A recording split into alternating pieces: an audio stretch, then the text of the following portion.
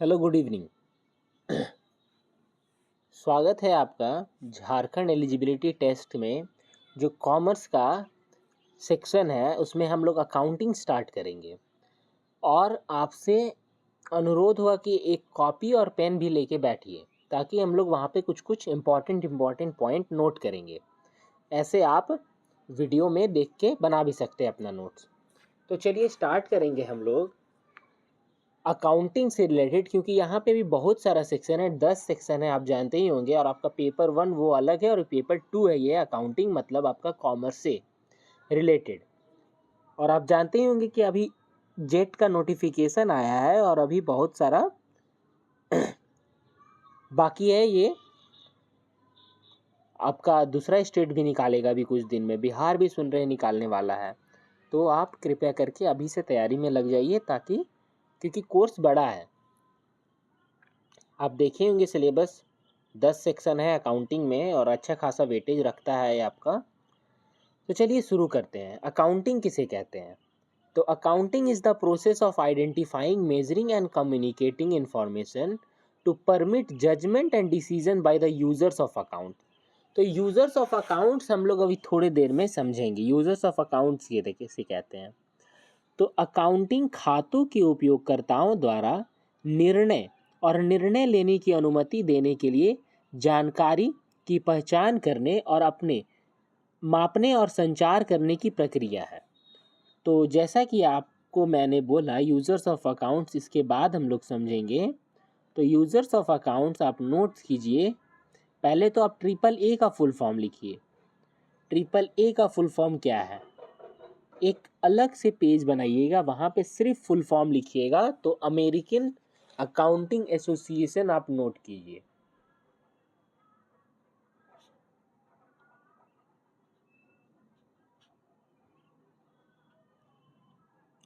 तो नोट करने के बाद आप याद कीजिए उसे, अमेरिकन अकाउंटिंग एसोसिएशन।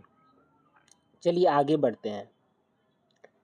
अब जैसे कि आप जानते ही हैं यूज़र्स ऑफ अकाउंट्स किसे कहते हैं। तो यूज़र्स ऑफ अकाउंट्स दो तरह का, इसमें आप नोट कर सकते हैं।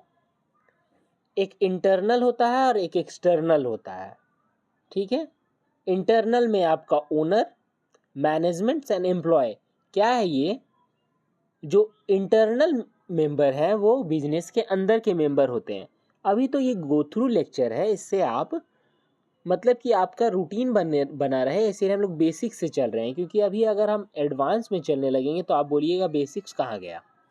तो एक्सटर्नल में क्या क्या? एक्सटर्नल में आते हैं आपका investor, customer, government and regulatory and supplier, tax authorities and banks और लेंडर। आप नोट कर सकते हैं इंटरनल और एक्सटर्नल यूजर्स ऑफ अकाउंट्स होते हैं। आपको एग्जाम में अगर पूछ दिया जाए कि इंटरनल क्या होता है, इंटरनल यूजर्स ऑफ अकाउंट्स अगर मान लीजिए ऑप्शन में दे दिया ओनर, मैनेजमेंट एंड एम्प्लॉयज और एक और दे दिया इन्वेस्टर। अब यहाँ पे बोल दिया कौन नहीं है, तो इन्वेस्टर इंटरनल मेंबर नहीं है। इस तरह से आप अपना नॉलेज बढ़ाते चलिए। चलिए आगे बढ़ते हैं।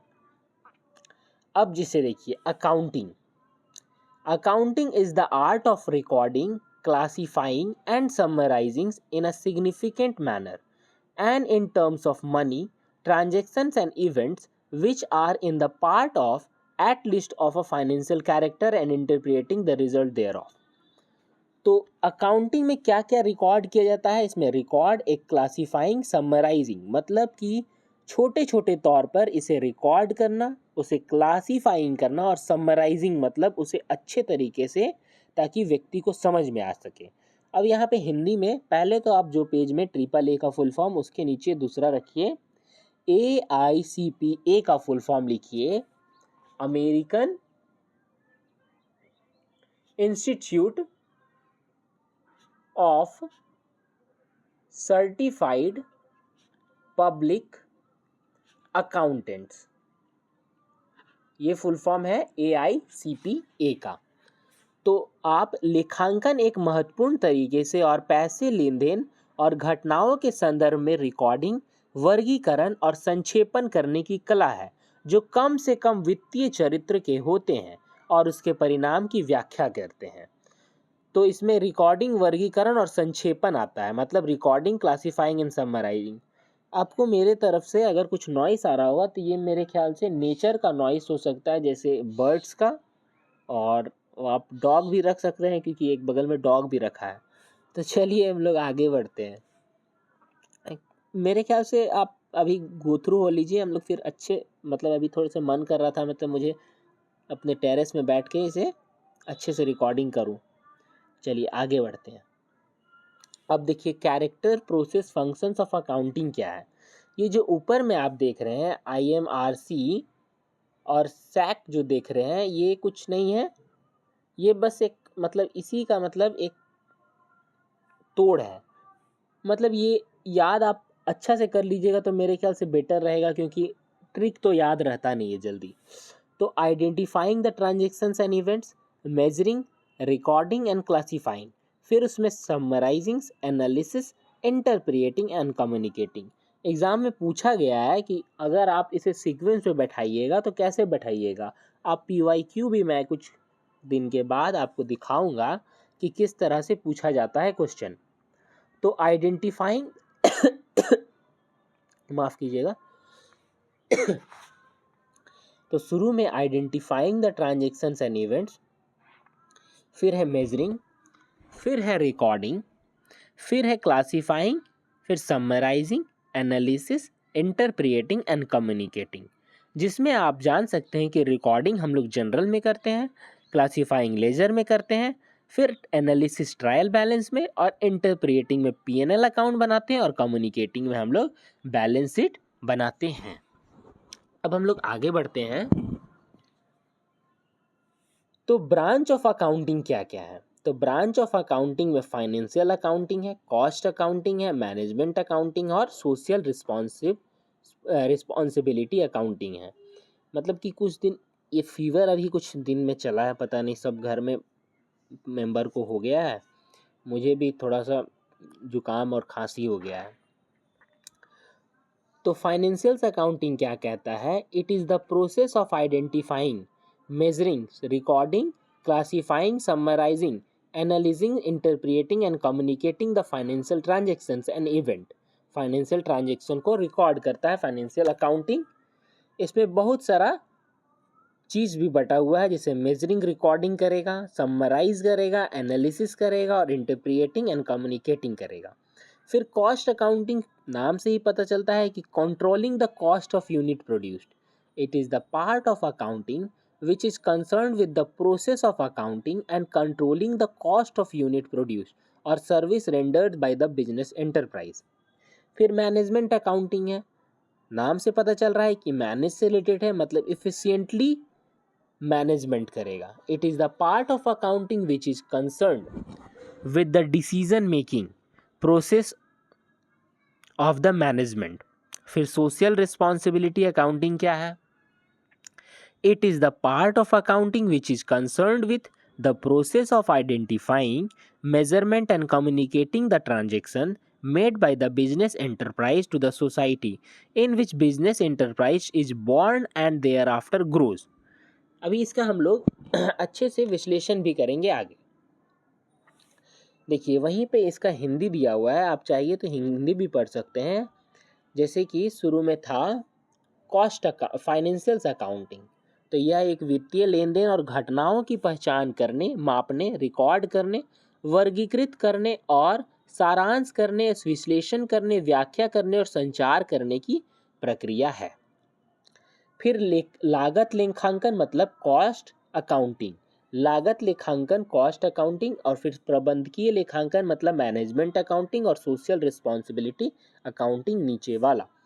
फिर है आप देखिए लागत लेखांकन का वह हिस्सा जो व्यावसायिक उद्यम द्वारा उत्पादित इकाइयों या प्रदान की गई सेवाओं की लागत को नियंत्रित करने और लेखांकन की प्रक्रिया से संबंधित है। फिर प्रबंधन लेखांकन यह वह हिस्सा है जो प्रबंधन का निर्णय लेने की प्रक्रिया से संबंधित है।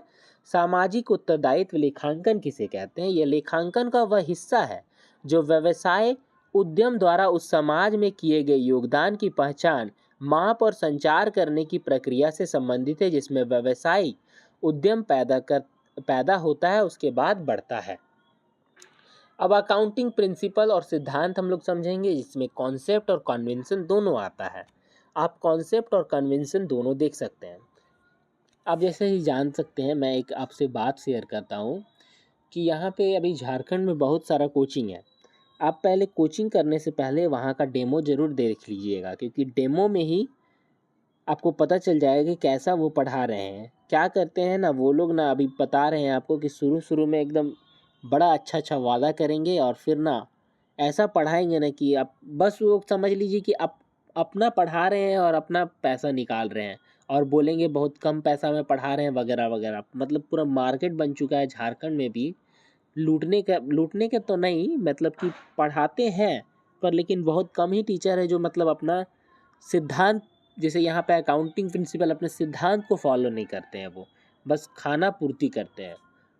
चलिए, ये बात तो मुझे नहीं बोलना चाहिए था, पर आगे बढ़ते हैं हम लोग। अब देखिए प्रिंसिपल्स अकाउंटिंग क्या बोलता है। कन्वेंशंस ऑफ फुल डिस्क्लोजर है, इसमें कन्वेंशंस ऑफ कंसिस्टेंसी है, conventions of conservations of prudence है, कन्वेंशंस ऑफ मेटेरियलिटी है। यहाँ से अक्सर क्वेश्चन पूछा जाता है, खास तौर पे आप क्वेश्चन मार्क करिए ये प्रूडेंस कॉन्सेप्ट में।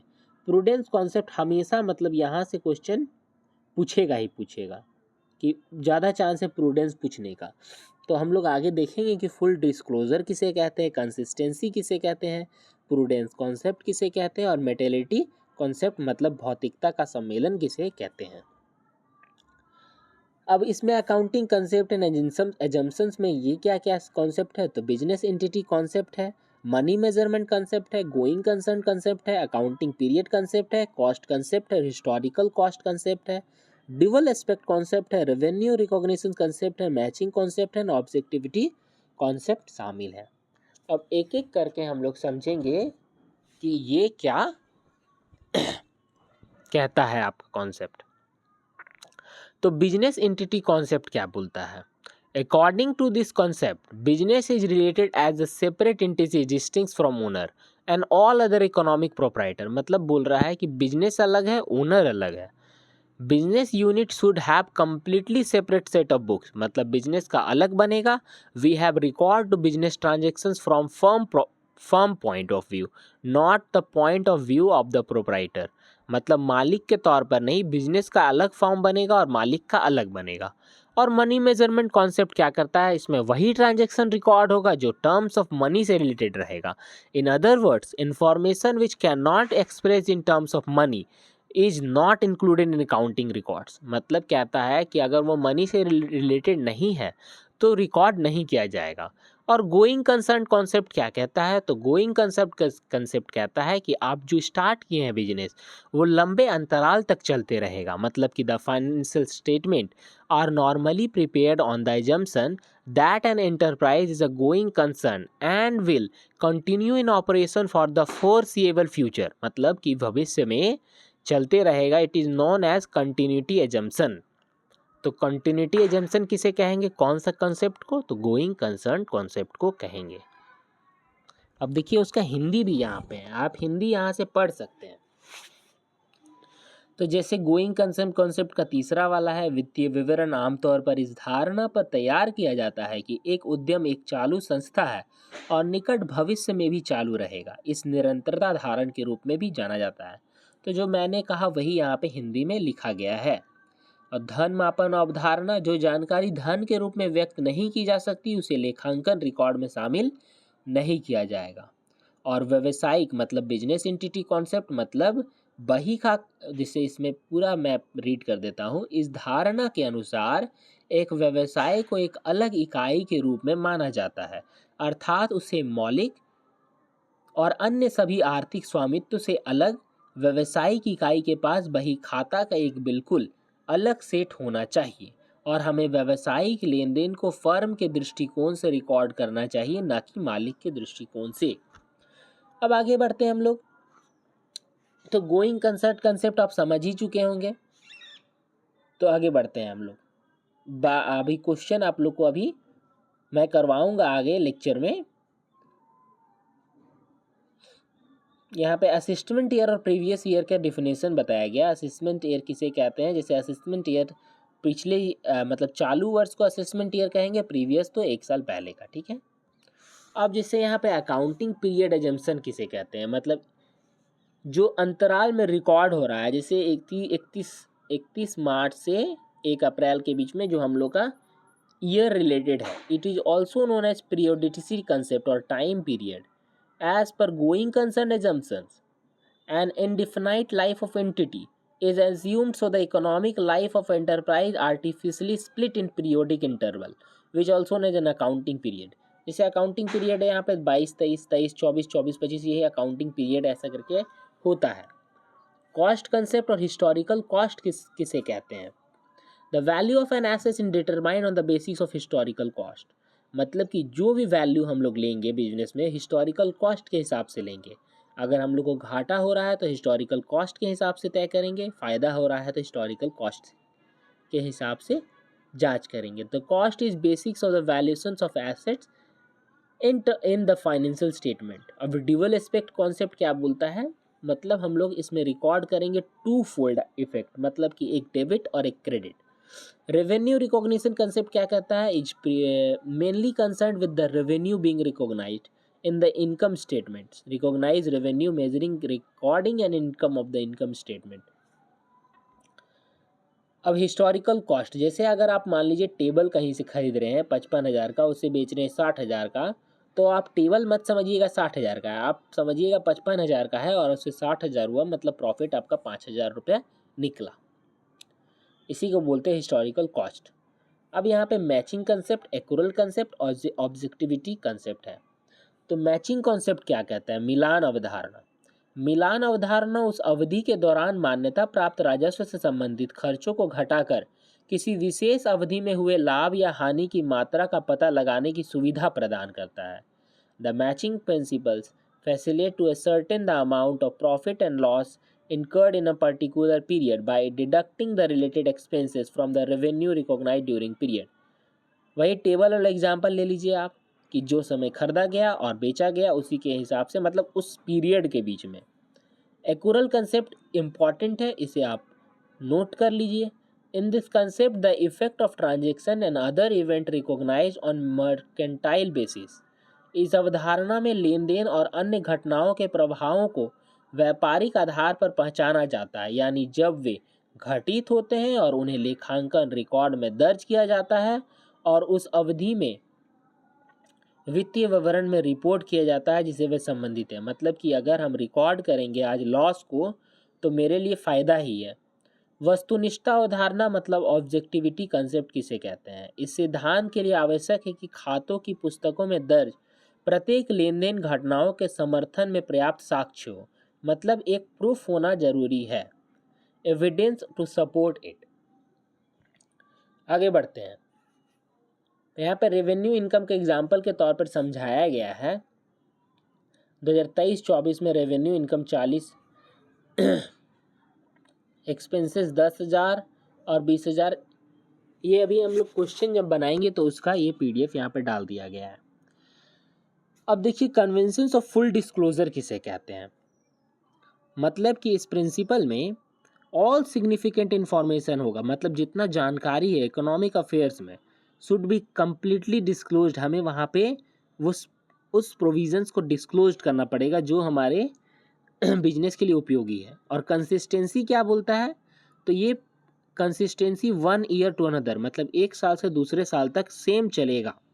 और प्रूडेंस क्या बोलता है? तो आज हम लोग लॉस को रिकॉर्ड करेंगे, लेकिन आज हम लोग प्रॉफिट को रिकॉर्ड नहीं करेंगे। फ्यूचर में लॉस होने वाला रिकॉर्ड कर सकते हैं प्रूडेंस कॉन्सेप्ट में, लेकिन फ्यूचर में प्रॉफिट को रिकॉर्ड नहीं कर सकते। और मेटेरियलिटी कॉन्सेप्ट क्या कहता है? Materiality principle permit other concept to be ignored effect in transaction. मतलब छोटा छोटा आइटम जैसे पेटी कैश बुक, मतलब कि आज अगर मान लीजिए एक फैक्ट्री में पेपर बनने का मशीन अगर ख़राब हो जा रहा है, और अगर मान लीजिए पेन अगर वहाँ पे ख़रीद रहे हैं हम कहीं पे 50 रुपया, और पेपर मशीन अगर मान लीजिए डिप्रिसिएशन में 50,000 चल जा रहा है, तो पेपर मतलब पेन कहीं से खरीद के आ रहे हैं 50 रुपये का, तो उतना उपयोगी नहीं है जितना कि अगर डिप्रिसिएशन अगर उस मशीन का 50,000 रुपया हो गया तो उसे रिकॉर्ड करना होगा। इसे मेटेरियलिटी कॉन्सेप्ट कहते हैं। ठीक है। तो कंसिस्टेंसी क्या बोलते हैं, तो जैसे स्ट्रेट लाइन मेथड, मान लीजिए स्ट्रेट लाइन मेथड है, जिससे आप पढ़े ही होंगे कॉमर्स में, स्ट्रेट लाइन मेथड बोलता है तो 2022-23 में जो चल रहा है 23-24 में वही चलना चाहिए, 24-25 में वही चाहिए। यहाँ पे देखिए आप, जैसे 2022-23 में स्ट्रेट लाइन मेथड चला, लेकिन 23-24 में हम रिटर्न डाउन वैल्यू मेथड अपना लिए, तो ये गलत है, और फिर स्ट्रेट लाइन कर लिए तो गलत है। फिर जैसा कि कंसिस्टेंसी हम लोग डब्लू मतलब रिटर्न डाउन कर ले रहे हैं वैल्यू मेथड, फिर रिटर्न डाउन किए, लेकिन यहाँ पे स्ट्रेट लाइन ले लिए, यहाँ पे ये गलत साबित हो जाएगा। तो हम लोग को जो भी लेना है वो लगातार अच्छे तरीके से सोच के लेना है। अब आगे बढ़ते हैं हम लोग। तो पूर्ण प्रकटीकरण की प्रक्रिया क्या है, जैसे कि यहाँ पे आप लोग देखे ही होंगे कन्वेंशंस ऑफ फुल डिस्क्लोजर। इस सिद्धांत के अनुसार उद्यम के आर्थिक मामलों से संबंधित सभी महत्वपूर्ण जानकारी का पूरी तरह से खुलासा किया जाना चाहिए। तो सभी तरह के महत्वपूर्ण जानकारी का छिपाना नहीं है यहाँ पे। संगति का सम्मेलन क्या है, संगति का सम्मेलन क्या है, कन्वेंशंस ऑफ कंसिस्टेंसी। इस सम्मेलन में कहा गया है कि लेखांकन सिद्धांत और तरीके एक वर्ष से दूसरे वर्ष तक समान रहने चाहिए, ठीक है। संरक्षण विवेक का सम्मेलन किसे कहते हैं, मतलब इसका संरक्षण का कन्वेंशंस ऑफ कंसिस्टेंसी प्रूडेंस, मैंने कि हिंदी में तो वहाँ पे बता दिया था, पर यहाँ पे देख लीजिए परिभाषा। इस सम्मेलन के अनुसार सभी प्रत्याशित हानियों को खातों की पुस्तकों में दर्ज किया जाना चाहिए, लेकिन सभी प्रत्याशित लाभ या अपर्याप्त लाभ को नज़रअंदाज कर दिया जाना चाहिए। दूसरे शब्द में हम कह सकते हैं कि संरक्षण सुरक्षित रखना रहने की नीति है, ठीक है। भौतिकता की परिपाटी, यदि लेन देन घटना के प्रभाव की भौतिक नहीं माना जाता तो भौतिकता सिद्धांत अन्य अवधारणा को नज़रअंदाज करने की अनुमति देता है। यह सिद्धांत पूर्ण प्रकटीकरण सिद्धांत का अपवाद है, ठीक है। This principle in expenses of full disclosure principle, तो मतलब एग्जाम में पूछ सकता है कि कौन सा कन्वेंशन के तहत मेटेलिटी फुल डिस्क्लोजर प्रिंसिपल का एक्सेप्शन है, तो मेटेलिटी कंसेप्ट, ठीक है। ये हो गया। अब यहाँ पे क्वेश्चन हम लोग थोड़ा सा कर लेते हैं। मेक सफिशिएंट, मेन बात ना मेरे पास वो साधन नहीं है, तो मुझे क्वेश्चन बना के ही लाना पड़ रहा है और आपको यहाँ पे समझाना पड़ रहा है। अभी कुछ दिन के बाद साधन आ जाएगा तो मैं यहाँ पे लिख के ही टैब उप से बताऊँगा। तो चलिए आगे करते हैं। Make sufficient provisions future loss but do not participate in future profit, तो कौन सा कंसेप्ट बोलता है, तो आपको देखे ही थे, प्रूडेंस और कंजर्वेटिज्म कंसेप्ट बोलता है। यहाँ पे मैंने आपको प्रूडेंस कॉन्सेप्ट समझाया था, जैसे कि यहाँ पे है तीसरा number, according to this consensus all the anticipated loss should be record in the books of account, मतलब कि आज हम लोग लॉस को रिकॉर्ड कर सकते हैं लेकिन प्रॉफिट को रिकॉर्ड नहीं कर सकते, तो वहीं पे यहाँ पे ये क्वेश्चन मैंने लाया। चलिए आगे बढ़ते हैं। अब नोट कीजिए आप, तो first book on double entry accounting was published by Luca Pacioli, ठीक है, the father of accounting bookkeeping 1494। तो कौन है father of accounting, Luca Pacioli है। बहुत बेसिक क्वेश्चन है, लेकिन मुझे बता रहा हूँ मैं आपको, रिकॉर्ड कर लीजिए कब रिलीज हुआ ये बुक, 1494 में लिखा गया है, ठीक है। तो डबल एंट्री अकाउंटिंग पहली पुस्तक लूका पेसियोलो का है 1494 में, और बही खाता पद्धति का जनक भी कहा गया है किसे, ल्यूका पेसियोलो को। अब रियल अकाउंट क्या बोलता है, तो debit what comes in and credit what गोड आउट, ये बोलता है रियल अकाउंट। पर्सनल क्या बोलता है, debit the receiver and credit the giver. और नॉमिनल क्या बोलता है, डेबिट में लॉस हम लोग रिकॉर्ड करेंगे, क्रेडिट में इनकम एंड गेन रिकॉर्ड करेंगे। मुझे पता है कि ये बेसिक कॉन्सेप्ट है, आप 11 12 बीकॉम सब में आप पढ़ चुके हैं, पर बेसिक क्लास है तो हम लोग सबको लेके चलते हैं।